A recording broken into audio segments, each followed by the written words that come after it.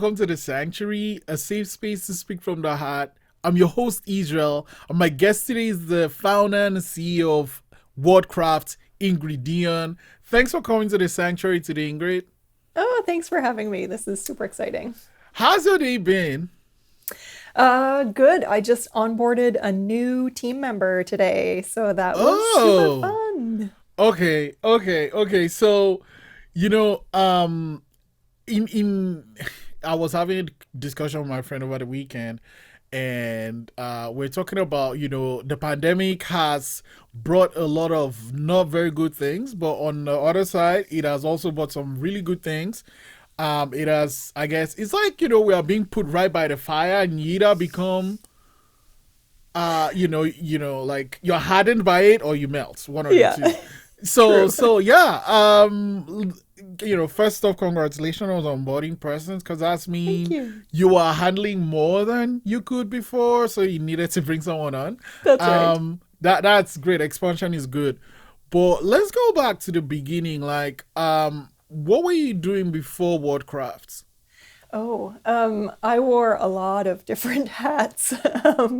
I started my career as a journalist, so I went to school, got a bachelor of journalism, and started working in newspaper and radio, and did that for about 5 years. I worked at Mm, CBC Radio and worked in different newspapers in Nova Scotia and New Brunswick. mm. And then I moved back to rural Nova Scotia. So right now I'm in Yarmouth County, Nova Scotia. And as you can imagine, there are not a lot of jobs in journalism in rural Nova Scotia. Mm. So I kind of had to pivot, and I took a bunch of different jobs. I worked in politics for a little while. I managed a Politics? What farm. were you doing in politics? I worked for the provincial NDP caucus, Oh, okay. and I was an outreach officer. So I that was again a whole lot of other hats that I wore. So I did like some communications and some like finding candidates, helping people navigate being candidates, like polling analysis, all kinds of Mm. different things. It was just kind of the junk drawer of jobs. You just sort of did you did whatever no one else wanted to do. Yeah, and I managed a farmer's market, and I worked in a museum, and I was an interpreter at a historical village. Like French to English? Yeah, Okay. doing, yeah, bilingual. Um, and so, yeah, so I did all kinds of different things. At one point in that career trajectory, I became a single mom. So yeah, I was suddenly, my ex-husband left, and I was a single mom of a 3-year-old. And so at that point, I really needed to hustle.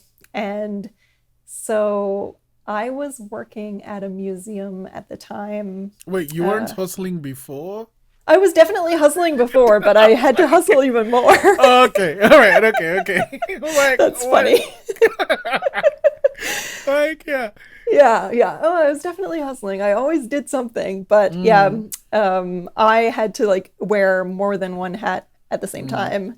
So I was working at a museum, and in the mornings I was calling the police and fire departments to find out if anything newsworthy happened overnight, Oh. because I would write those little like 4-inch briefs in the newspaper in the Chronicle Herald. So I did that every morning from 8 to 10 a.m., then worked in a museum for the rest of the day, and then wrote knitting patterns and knit things because I'm also a knitter. And so I needed to Oh. make some extra money somehow. So I sold knitting patterns online and sold some of the hats and scarves and mitts and things that I was knitting online too. So I was a single mom working three What jobs. was the knitting like selling on Etsy? Yeah. Oh, okay. And I still have like a lot of my patterns listed online. So every now and then I sell a pattern. I get an email saying someone bought one of my patterns. It's, a tiny little bit amount of money that I make. Yeah. But yeah, Uh, so that's what I was doing before I got into social media. mhm. While I was working those 3 jobs, I was constantly looking for a job where I'd be writing again. And so I was applying to all kinds of different things. And I applied to a job as a social media coordinator at an agency in Halifax, a digital marketing agency. And I ended up getting that job. So Nice. because I was a single mom and I shared custody of my son, I wasn't able to move to Halifax. So I negotiated a deal where I worked for this agency, but I was only in Halifax 1 day a week. And so I worked from home in Yarmouth County the rest of the week. So I was working from home before it was cool, before everyone else was Yeah, doing it. yeah, yeah, yeah, yeah, yeah, yeah. So yeah, when this lockdown happened, I was very used to You're being a like, oh, remote this is worker. just Tuesday. Yeah, totally normal. Yeah, so I worked at that agency for 3.5 years. How's Started. that experience? It was great. It was, great, and it was not great at some times, but Like towards the ending, or so that agency sort of it's been it's had its ups and it's had its downs. Um, when I first joined, they had a lot of clients and they were doing really well. There were a lot of staff. We had locations in Halifax and Toronto and New York. whoa, Yeah, so it was a pretty big agency at the time. nice. And it was a lot of fun because I got to work with tons of different clients working on all kinds of different projects. So What would you do there? Like, what would a typical day be like? um, since when I started out as a social media coordinator, a lot of what I was doing was answering messages and comments on social media. So it's like Mhm. customer service kind of type stuff. But I loved it. Like it was the most satisfying thing because with social media, like community management or engagement or whatever you want to call it, essentially customer service on social media. Um, Usually, you use a program like a piece of software where all of the different comments from your different accounts come into one inbox.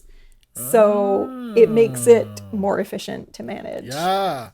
So as you answer the comments, you complete What them. are some of the apps called though? There's all kinds of different ones. When I started, I was using Sprinkler, Oh. and that was a great one, but it's very expensive. Hmm. Um, it was too expensive for Nestlé Canada, so that kind of gives you What? the it kind of tells you how expensive it is. That's crazy. Yeah, Nestle stopped using it because it was too expensive. So Damn it. I know, so funny, right? Um, so I also used Sprout Social. That's my favorite one. I still use Sprout. There's like Okay. Hootsuite that a lot of people know of because that was one of the first ones. There's Buffer, there's Later, there's tons of them, but they all essentially do the same thing. They allow you to see all of the comments in one inbox. They allow you to schedule posts ahead of time so that it saves you time, so you're not like posting things every day. Mm, They allow you to pull reports on like the impressions and the reach and the engagement and all that stuff. mhm, mhm. So they're super awesome. The So yeah, so when I started, I was doing that, and it was so satisfying because when you answer a comment, you complete it and it disappears from that inbox. So it's like crossing things off of your to-do list like all Oh, day yeah, long. yeah, yeah, yeah. Nice. I loved it. I like there was it's just so satisfying. And the fact that you know the answer to, like, usually you have an FAQ doc or something where you have all the answers to the questions, and you're helping people, you're answering their questions. It's like, it's very satisfying. It just feels good. So, On a typical day, how many of those things would you get? Like, oh my gosh. So oh, and it's many. not just one company, right? Yeah, so when I So, started, I was pretty much just working on Nestle, which is Nestle's huge, right? So I think there were like 18 different brands on social media. Like there's Kit Kat, there's Gerber, there's Delizio, there's Lean Cuisine, there's they have Boost, water like too. yeah, all the water companies, San Pellegrino, Perrier, like loads of different brands. Mm, So you can imagine how many comments and questions and private messages and stuff would come in. It was constant. But so satisfying again because you would Yeah. just answer You're like, everything. ding. I'm pretty Yeah, low. Does it do it doing ding? No, no ding. there was no ding, but you felt that ding of dopamine. Yeah. So that's how I started. And then as I like moved up the ranks a little bit, my manager ended up leaving. So I stepped into the manager of social role. And I ended up managing people in Halifax and in Toronto from my home in Yarmouth County, Nice. which was awesome. Like it was such a. What would you be doing that role? So I was overseeing the people who were answering all of those messages, giving them advice and stuff. And I was also creating like social media strategies for companies, writing content for different companies, social media, writing campaigns, Okay, so all I'm kinds sorry, of but stuff. it sounds like you were having a ball, like an amazing time. Yeah. So why did you decide to leave? Um, a bunch of different reasons. So one of the big things that happened is that at one point the agency. So we had a client in the cannabis industry. Like this is going way back before legalization, when it was just medical cannabis, and it was a challenging client. I'll say that. Because the industry was a bit of a mess, still is today, just because it was so new and there were like regulations and no one really knew what the regulations were, and it was really hard to do marketing. So yeah, it was kind of the Wild West. And then at one point, because we got really good at doing marketing for cannabis, it was hard, but we were pretty good at it. Uh, the agency decided to put all of its eggs in the cannabis basket. Like, so at one point they were like, we're just going to concentrate on being an agency for cannabis companies. The And, weed, social media, please, oh, digital people. Okay. and there's one thing like being good at it because we really worked hard and figured out how to do things. That's one thing, but it wasn't easy. And the thought of doing digital marketing, social media marketing for more than just that one cannabis company like gave me palpitations. And it even got crazier after legalization. Like it seemed like there were even more rules and less certainty about what the rules were. So it wasn't easy. I mean, you couldn't post pictures of people. You could only post pictures of like things, but you couldn't post pictures of product. So it was like, what are you even posting about? It was just, it was crazy. So that was one of the things that made me say, okay, I got to get out of here. I got to do something else. I got to do social media marketing for another company that doesn't do cannabis. So Not that I have anything against cannabis. Cannabis, yeah. fine, great, like wonderful. But marketing is not easy. What was the process then for leaving?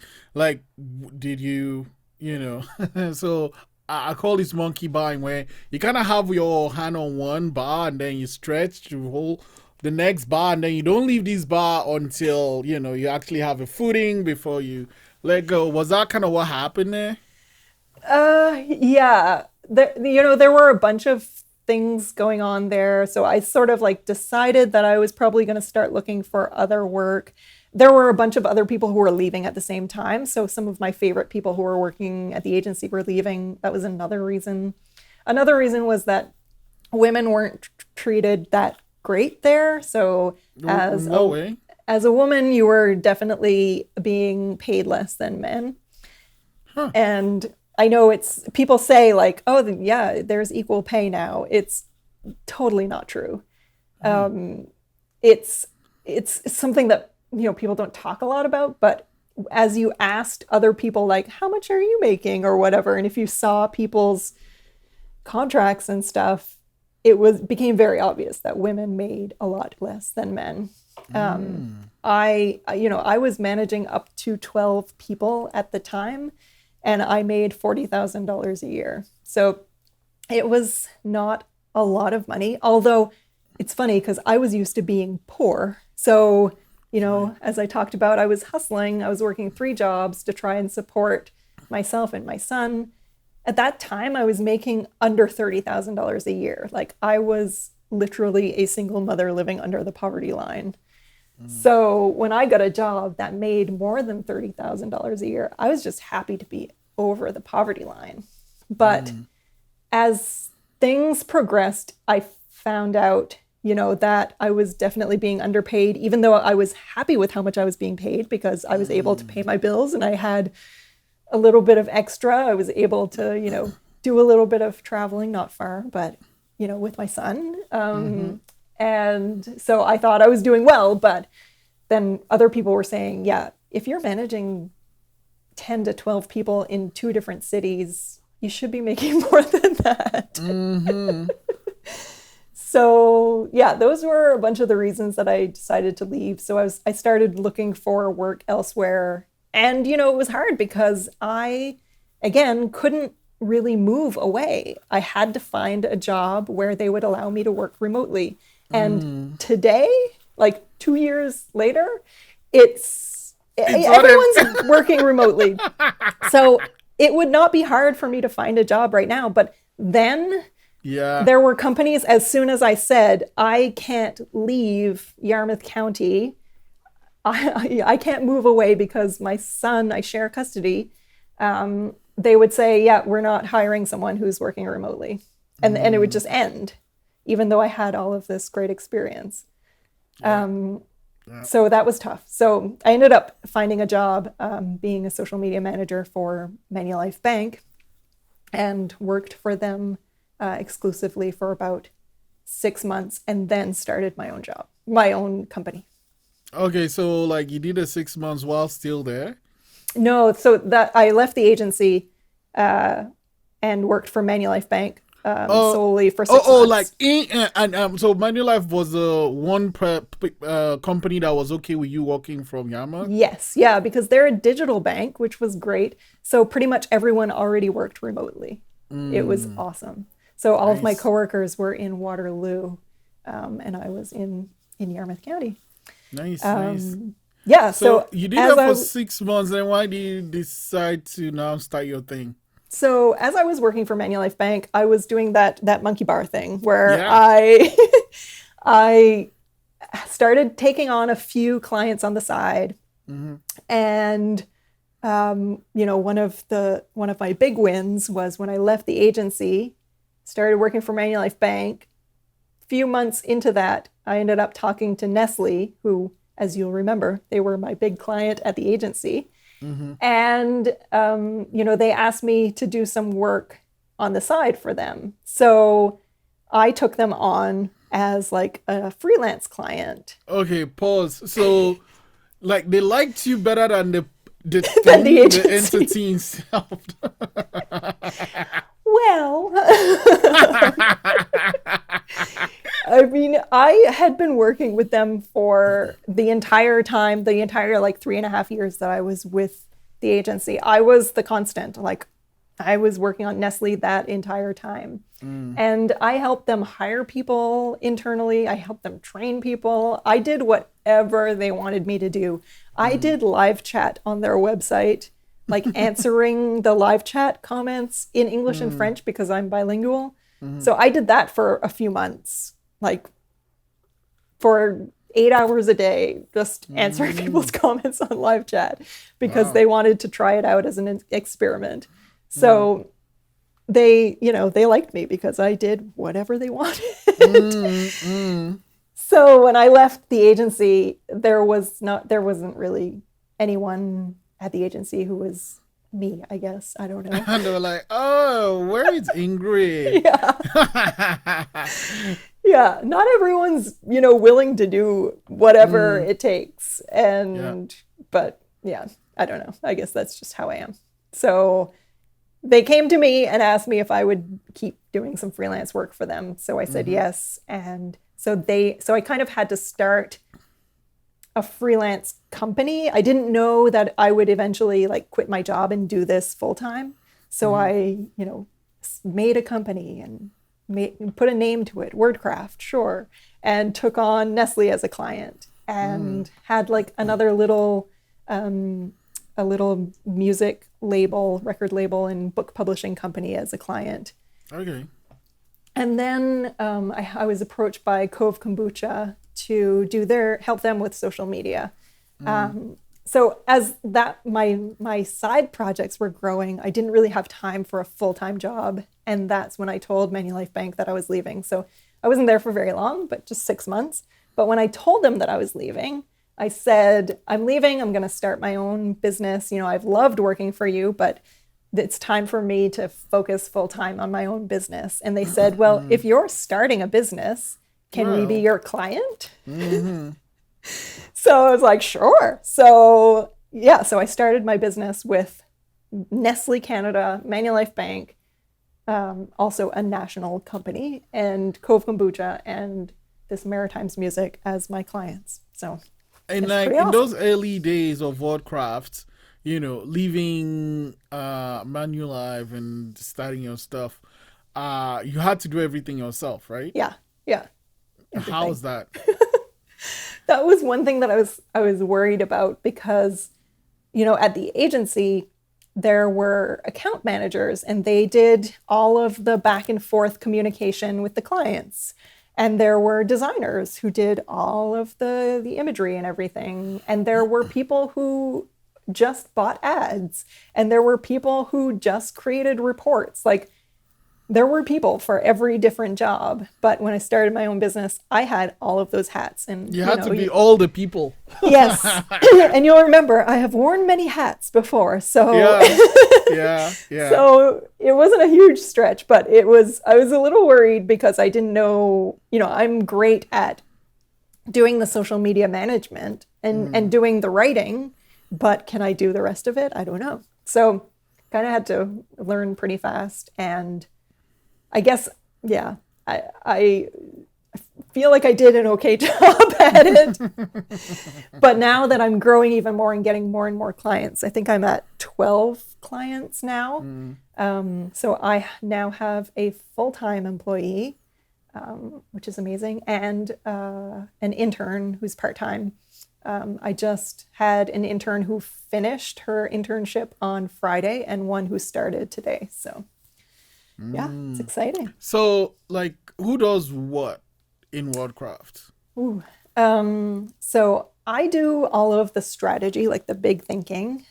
So if I onboard a new client and we need to develop a strategy that shows them, when they'll post, where they'll post, how often they'll post, what exactly they will post, what kinds of analytics they'll track, how we'll answer comments and questions, like what kind of tone and voice we'll use.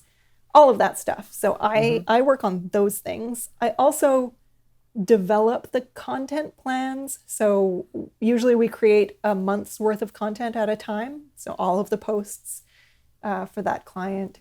So I'll create the sort of like the framework of what's going to be on that content calendar. And then Courtney, my full-time employee, she will start writing all of the content based on the sort of guide that I've created. And then we'll put it all together. And then the intern, she's the one who schedules all the posts. Like, working with Nestle, do you still do the answering of the like comments and stuff? Not anymore. So for Nestle, well, I'll do whatever they ask me to do, like I said. But right now, what I do is I write their email marketing campaigns. So if they have new product launches or contests or stuff like that, then I write their email marketing campaigns. I also help them write like internal documents and some stuff for their website. So it's not a lot of social media. It's more writing. So yeah, it depends on the client. So like, oh yeah, go ahead. Yeah, no, most of my clients, I do social media. It's just Nestle's a different beast and I don't really want to lose them. So I just do whatever they want. I mean, it's Nestle. Are you kidding me? Yeah. Like, I mean, it's almost kind of like a Cinderella story. Really, because like it's an agency with all these many people, and then they're like, no, we're going with this one person.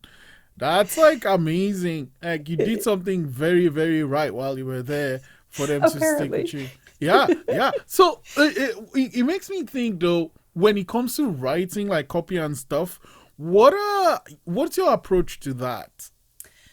Um, I keep it simple. So the simplest language is best. I write the way that I speak or the way that I think that the client would speak Mm, to their audience. So often you have to think about who is the target audience for this. mm-hmm, So, like, if the target audience is moms, well, how do they speak? What kinds of words do they use? What's important to them?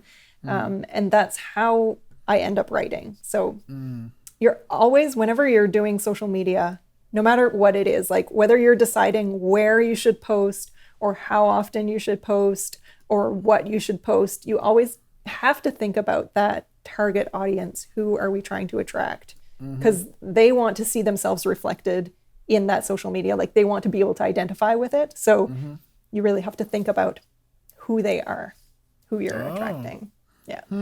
So like I guess that means a lot of questions once you're taking on a client, like, what they do, Yeah. all that stuff. Yeah, so when I onboard a client and we're starting to develop a strategy, the main things that I want to know are what are your top 3 goals for your social media? And usually for every client, it's like increase sales, get more engagement or more followers or whatever it is on social media, and make people more aware of my brand or my company. So it's usually some sort of, like, most people have the same goals, but it's just a little bit tailored to each client. Mm, So we use those goals as a basis of how to then proceed. And then mm-hmm. I also want to know from them, who do you think your target audience is? So they tell me who they think they're attracting. And sometimes it's not just one audience, sometimes there are 2 different audiences. Mm-hmm. So so then it depends on what kind of content you're creating, which audience it is that you're thinking about. Okay. And some clients have like one audience for Instagram, but a totally different audience for LinkedIn. So when you're creating content, you kind of have to tailor it a little bit to the different social media platforms. And so once you have a client, you just do all of their things, or it's not, I'm only going to do your Instagram, I'm not going to do your Twitter. It's all of their social accounts. Yeah, usually. Yeah, Mm. most of my clients are on Facebook and Instagram. I have some that are also on LinkedIn or Twitter, um, or TikTok or whatever it is. Oh, how do you Um, do TikTok? That one is interesting to it me. is interesting. Um, yeah, it's a lot of fun. It really, like a lot of my clients, I'll tell them that, they don't need to be on TikTok. Some of them, I tell them that they should be there. Again, it Mm, depends on the audience. So if their target audience is on TikTok, then they should be there. If their mm-hmm, target audience is not there, then like, let's forget about TikTok. So mm. yeah, but TikTok is, yeah, it's a different world. It's a little bit different from the other social media platforms because it's all video. Yeah. So Um, do you when you have clients for TikTok, are you the one responsible for the video, or is it them? it depends. So sometimes you have to be there. So like if the client is showing like behind the scenes things, or if they're showing tutorials or things, it depends. Sometimes they have to do it. And with my guidance, like I'll let them know how they should do it, and what it should look like, what kinds of hashtags they should use, all of that stuff. There are some times that I can produce the content. It really depends, but Mm. And then it's, you mentioned hashtags though. oh How do yeah. you know what's the right hashtag to use? All right, I love hashtags. Yeah, yeah, but how do you know? Because, like, do you just, like, yeah, what do you do?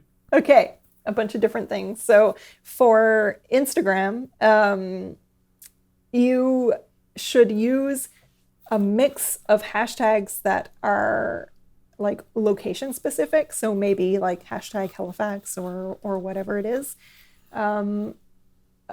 hashtags that are specific to your industry. So if you're a photographer, then, wedding photographer, wedding photo ideas, stuff like that. And also hashtags that are relevant to your target customer. So hashtags that you think your target customer might be following already. So if you're a wedding photographer, then maybe they're following, wedding planning, hashtag, wedding plan ideas, hashtag wedding dresses, whatever it is, stuff like that. So if you use a mixture of those three things, location, your industry, and your target audience, then your hashtags will work harder for you, I guess, technically. Also, I usually caution people from using hashtags that have been used too many times. So what equals too many times? So when you're looking up hashtags on Instagram, it'll tell you how many times it's been mentioned. So if it's been mentioned like 300 million times or something like that, then chances are whatever you post is just going to get lost. Like no one's going to see it. So it's not worth it. So instead, I tell people to use a mixture of hashtags that have been used like maybe 1,000 times, 10,000 times, and also hashtags that have been used 100,000 times or 800,000 times. Just so the ones that have been used only about 1,000 times, you will stand out in those because not as many people are using them. So if someone's following that hashtag, they're really quite likely to see what you've posted.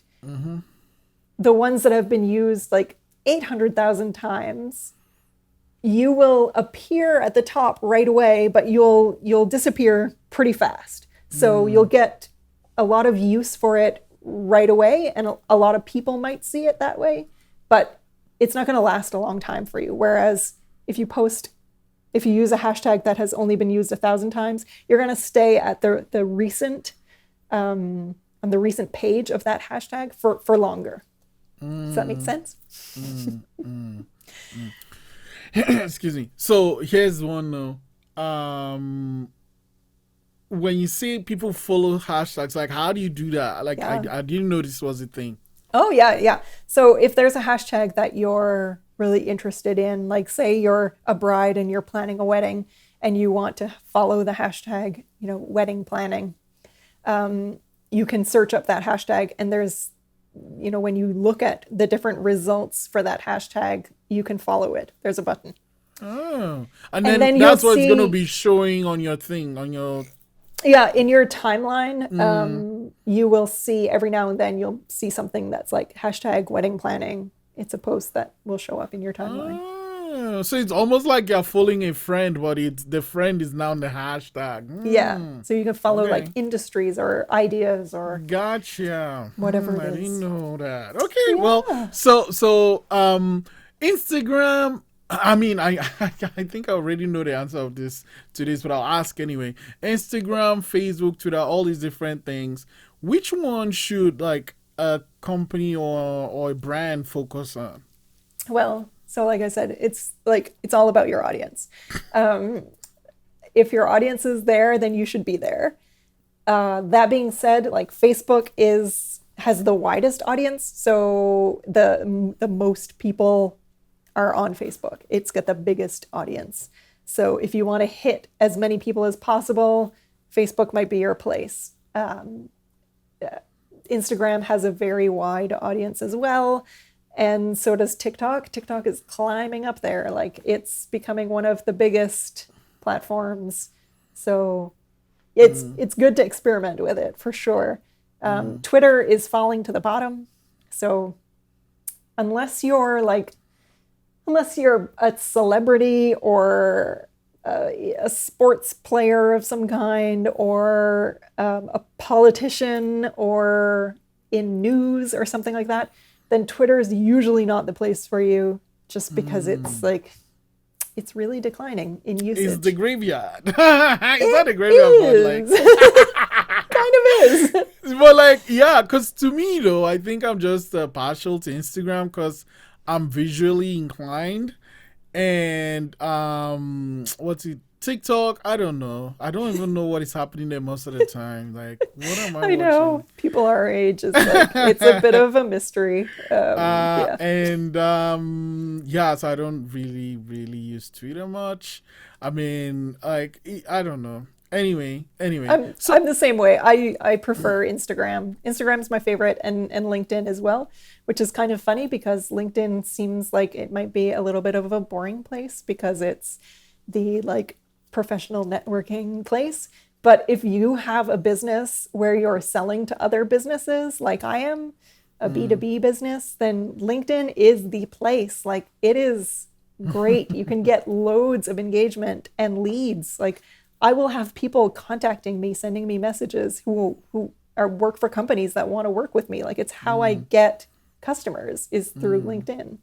It's really, it's a good place. Yeah. It's cooler than you might think. Okay, so we're talking of Instagram, right? But and I don't know where if this started on Instagram or wherever, or maybe YouTube, I don't know. But like influencer marketing, right? Like, Yeah. d- do you ever use that, or like, what's your experience in that? Like, at what point should I'm a brand? I'm like, what point should I go and meet this influencer to talk about my stuff? Yeah. So, well, yeah, I've done influencer marketing for some of my clients. There's different levels and different ways to get into it. Like there's one easy way to sort of start with influencer marketing, and I'm doing this with one of my clients right now, where we have a list of different influencers that are in our industry, in the client's industry, that they would like to work with maybe someday. Mm-hmm. So we've got that list, and every week um, I have my intern. She goes through the list and she leaves a comment. She likes a recent post by that influencer. She leaves a comment on behalf of the client. That it's not a comment that says buy from us or whatever. It's just a comment that says, "Wow, this is a great recipe. We can't wait to try it." It's like something that has to do with what they posted about. Mm-hmm. And then that client ends up showing in those influencers notifications. So they're like, there's been a comment from whatever client it is. And it sort of warms up that influencer so that they're aware of your brand, so that when you come calling and saying, can I send you some product in exchange for a post or whatever it is, that they'll be like, oh yeah, I recognize you. You've been commenting on my posts for the last 3 months. So, Yeah. and that's completely free. Like you can just do this on a regular basis, have a list of influencers that you really would love to work with. And, even better if they're like nano influencers. So these are the influencers with, maybe they only have 2,000 followers. Maybe they only have 8,000 followers. They're not the ones with like the Kim Kardashians with like millions of followers. Like Mm-hmm. those people are never going to notice you. Don't bother doing this. The smaller influencers, they will notice you because they're actually checking their own accounts. Like they're checking their notifications. The big ones, they're not looking.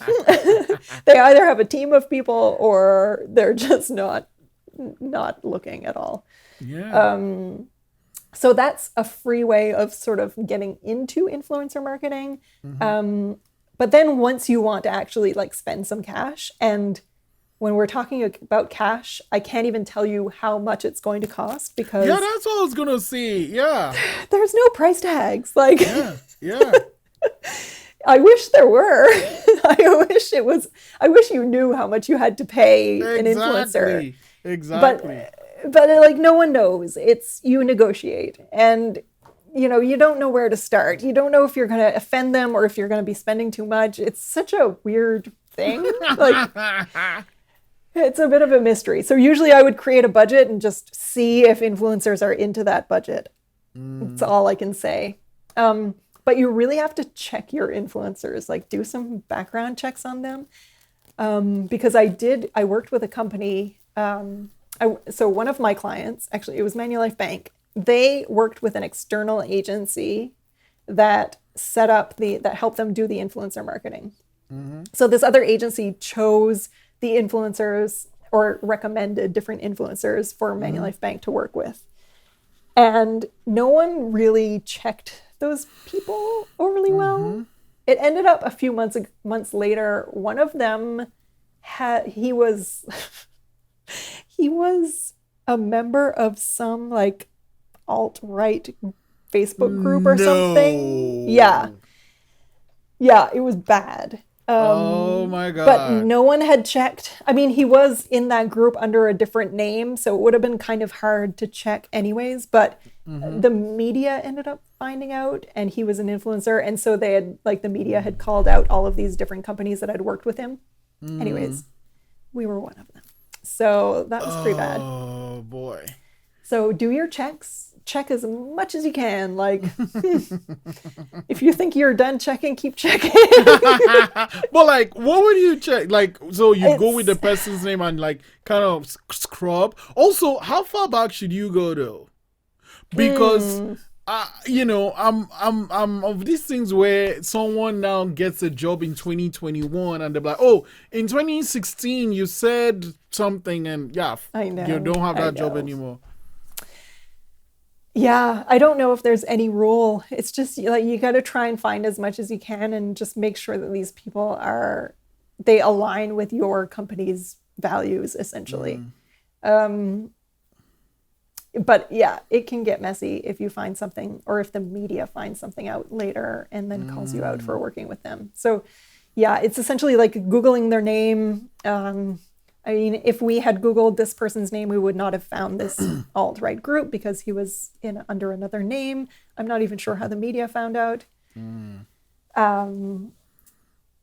But also, you should check their followers. Like, people buy followers. This is a thing. Like, What? people buy them all the time. You Wait, can wait, buy wait, like, you can buy thousands and thousands of followers, but they're like bots. okay, all right, Yeah. okay. Yeah. So So it's not you're real not stuff, buying it's just people. numbers and shit. Yeah, yeah, exactly. Oh. Like I saw some pictures recently of like it was like a bot, I don't know what you call it, like a like a bot sweatshop kind of thing, where they had this one woman sitting and she had this wall, and the wall was just all mobile phones, and they were all different like accounts. So she was Wow. in charge of all of these bot accounts. Like, apparently this is something that people do. So Whoa.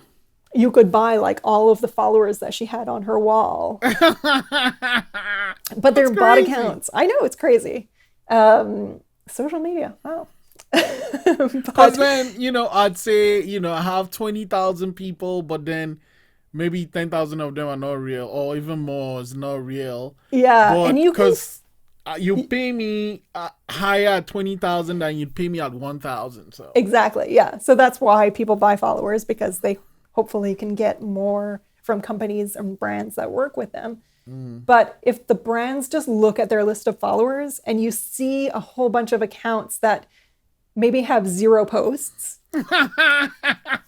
and maybe they're following like 500 people, but they only have 1 follower oh, or stuff like that, then those are red flags. Like, those are not real followers. Those are fake followers. oh, And you can do the same thing by looking at who has liked their post. So if you look at the likes and you like click on some of the accounts and you see that they have no posts and they have no followers, then those are bot accounts. So those are some red flags to look for. oh. Interesting. Okay, so we've been talking about this, but something just came to mind. A couple of weeks ago, Burger King put up a post on, was it maybe the Twitter and say, yeah. Yes, that would have been March. Yeah, it was a couple of months ago. It How was in how would March. something like that happen, right? Because I'm guessing they have like an agency, like where you were working and stuff, Yeah. and then there's someone working on this account. But like, how would something like that happen?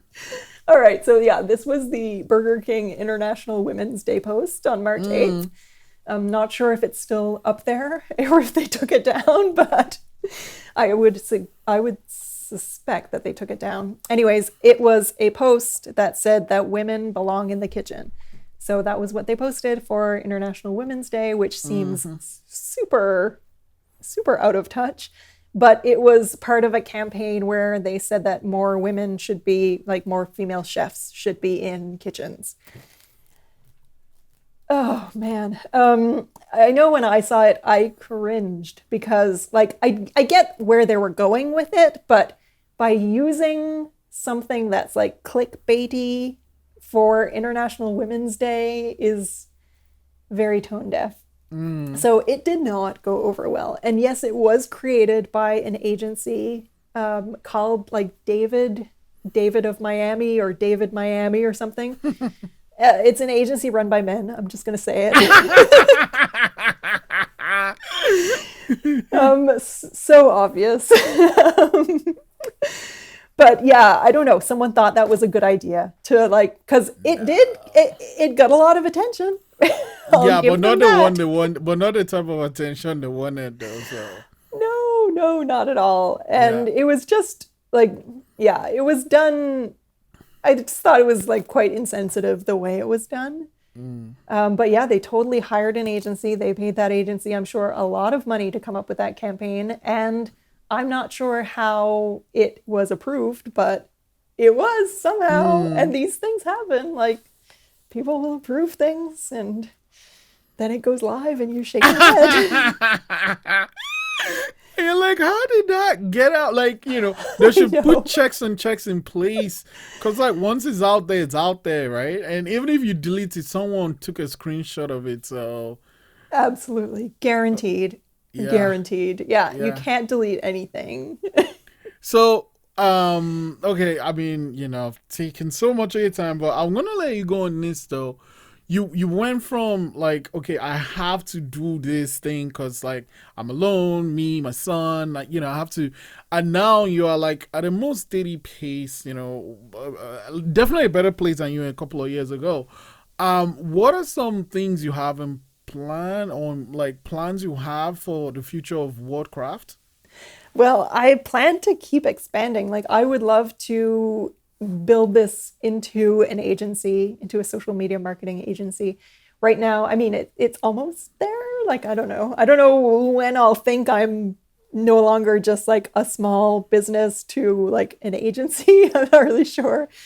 But yeah, so I would like to be able to hire more people, especially hire women, hire people from different cultural backgrounds, and give them the chance to work at an agency with some really cool clients, sort of like I was given when I started working at the agency. Like it was a great opportunity for me and, led me to build my own business, which is amazing. But, I want to pay people really well. I want to give them opportunities. Like my team is all women right now. I'm open to hiring men as well, but but I do love giving opportunities to women because I know, people think that it's all equality now, that, women are equal to men, but it is not. Like, as I've seen, that's not the way it is. So I want to be able to offer that. I especially want to be able to offer people in rural areas. Like I'm living in cool jobs, working with cool brands. So that's why I'm still living in little Yarmouth County and doing this. There are no other marketing agencies around here in Yarmouth County. So, I'm hoping to contribute to the economy here, bring new people here. Yeah, that's what I want. And then, I know I said that was the last question, but as we were talking, something just came to mind. Like, with the pandemic, everyone's working from home. You had been doing this for years because of, those reasons you have. But now, like, is that something you're also going to consider when you're hiring people? Like, giving them that opportunity to be able to work from wherever they want to? Yeah, so my full-time employee, she lives in Yarmouth as well. So we're together physically. We're bubbled right now, even though we're on lockdown. But my last intern was in Halifax. My new intern is in Bridgewater. So they're remote because of the way that things are right now. But yeah, I'm open to working with people wherever they are. I have a lot of experience with remote working, Yeah, yeah, and yeah. I have things set up, different ways of working with them so that we feel like we're working together as a team, even though we're not together physically.